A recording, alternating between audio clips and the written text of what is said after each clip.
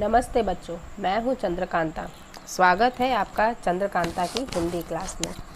आज मैं इस वीडियो में आप लोगों के सामने आपकी किताबों का परिचय लेकर उपस्थित हुई हूं।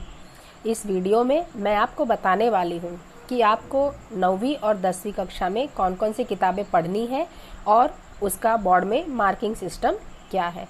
उम्मीद करती हूं कि आपको यह वीडियो पसंद आएगा तथा आपको अपनी किताबों को और बोर्ड के पेपर की पैटर्न को समझने में काफ़ी सहायता मिलेगी। तो बच्चों, जैसा कि आप इस पेज में देख रहे हैं, मैंने तीनों पुस्तकों के नाम लिखे हैं। पहली पुस्तक है साहित्य सागर, जिसमें उसके 2 भाग हैं। पहला है गद्य, जिसमें है संक्षिप्त कहानियाँ। दूसरा है पद्य, जिसमें है कविताएं। और तीसरी पुस्तक हमारे पास है एकांकी संचय, जिसमें है नाटक। नीचे आप देख रहे हैं कि मैंने गद्य के सामने 10 लिखा है, पद्य के सामने 10 लिखा है और एकांकी संचय के सामने 6 लिखा है। टोटल हमारे पास होते हैं 26 पाठ।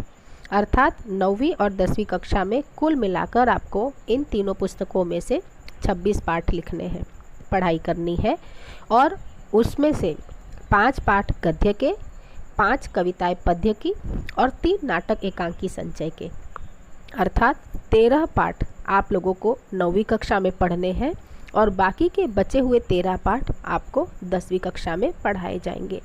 9वीं और 10वीं कक्षा के कुल मिलाकर 26 पाठों पर आधारित आपका बोर्ड का पेपर आएगा। अर्थात 9वीं और 10वीं कक्षा में आप टोटल कुल मिलाकर जितने पाठ पढ़ेंगे उन सबसे मिला जुला बोर्ड का पेपर आएगा। अर्थात आप लोगों के लिए 9वीं और 10वीं कक्षा दोनों ही बहुत ही महत्वपूर्ण है, इसलिए आपको दोनों वर्ष इस पर काफ़ी ध्यान से पढ़ाई करनी होगी। अब हम चलते हैं बोर्ड के परीक्षा पेपर पर। आपका जो बोर्ड का पेपर होता है वह पूरे 3 घंटे का होता है एवं 80 अंकों का होता है।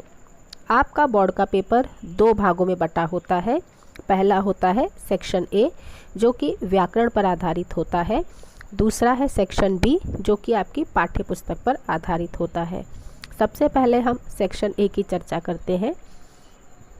जैसा कि आपको दिखाई दे रहा है कि सबसे पहला प्रश्न है निबंध, जो कि सर्वोत्तम मार्क लिए हुए है 15 अंक। निबंध आपको 250 शब्दों में लिखना होता है, 250 शब्दों में, जिसमें आपको शीर्षक पर आपको शीर्षक से जुड़े हुए, शीर्षक से संबंधित कोटेशन भी लिखने होते हैं। निबंध कैसे लिखा जाता है, निबंध लिखते समय क्या ध्यान रखा जाता है, वो मैं आपको दूसरे वीडियो में बताऊंगी। दूसरे प्रश्न पर हम चलते हैं, वो है पत्र लेखन, जो होता है 7 अंकों का। पत्र लेखन भी आप पहले पढ़ चुके हैं, उसी को हमें यहाँ पर और ज़्यादा विस्तृत पढ़ना होगा। तीसरा प्रश्न है अपठित गद्यांश, जो होता है 10 अंकों का। चौथे प्रश्न पर हम आते हैं। यहाँ पर लिखा हुआ है निर्देशानुसार करिए, जो है 8 अंकों का, जिसमें सबसे पहला प्रश्न है भाववाचक संज्ञा, दूसरा है विशेषण, तीसरा है विलोम शब्द, चौथा है पर्यायवाची शब्द, 5वां है मुहावरों के अंक। ये जो 5 प्रश्न है ये 5 अंकों के अंतर्गत आते हैं। शेष बचे 3 अंकों में आपको दूसरे तरह के ऑब्जेक्टिव्स दिए जाते हैं, जिसमें काल बदलो, वचन बदलो, लिंग बदलो, इस शब्द से शुरू करो, इस शब्द से ख़त्म करो, इस तरह के प्रश्न दिए जाते हैं। सेक्शन ए इस तरह से व्याकरण आधारित प्रश्न होता है। अब हम बढ़ते हैं सेक्शन बी की तरफ। सेक्शन बी में जैसा कि मैंने आपको पहले ही बताया है कि 9वीं और 10वीं कक्षा के कुल मिलाकर 26 पाठों का आपको अभ्यास करना होता है और आपका यह जो विभाग है पूरे 26 पाठों में से आता है। यहाँ पर आपके पास एक ही प्रकार का टाइप ऑफ क्वेश्चन होता है, अवतरण आधारित प्रश्न। यहाँ पर आपको कुल मिलाकर 4 अवतरण निश्चित करने होते हैं, लिखने होते हैं। 10 अंक का एक एक्सट्रैक्ट होता है, एक अवतरण होता है। इस प्रकार से 4 अवतरण के 40 अंक यहाँ पर दिए होते हैं। वह किस तरह से होता है मैं आपको समझा देती हूँ। सबसे पहले साहित्य सागर गद्य, जिसमें से आपको 3 अवतरण दिए होते हैं। साहित्य सागर पद्य में से भी आपको 3 अवतरण दिए होते हैं और एकांकी संचय में से भी आपको 3 अवतरण दिए होते हैं। अर्थात यहाँ पर आपको कुल मिलाकर 9 अवतरण दिए होते हैं, जिनमें से आपको कोई भी 4 करने होते हैं।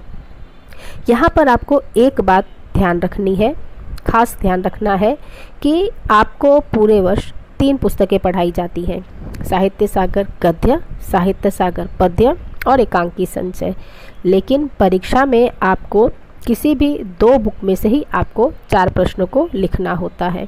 जैसे कि यदि आपको साहित्य सागर गद्य में से 2 प्रश्न बहुत अच्छे से आते हैं और पद्य में से 2 प्रश्न बहुत अच्छे आते हैं, तो आपको एकांकी संचय को पूरी तरह से छोड़ देना होगा, केवल गद्य में से 2 और पद्य में से 2। इस प्रकार से आपको कुल 4 प्रश्न लिखने होंगे।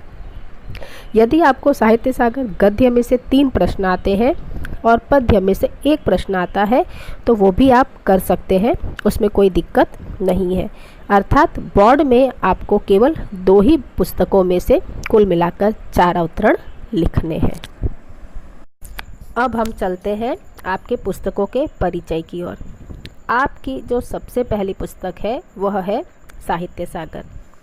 कहने को तो यह ऊपरी तौर पर आपको एक ही पुस्तक दिखाई दे रही है, परंतु इस पुस्तक के अंतर्गत इसे 2 विभागों में विभाजित किया गया है और उन्हें बुक नंबर 1 और बुक नंबर 2 का नाम दिया गया है, जिसे आपको बहुत ही अच्छे से पढ़ना है और उसका अभ्यास करना है।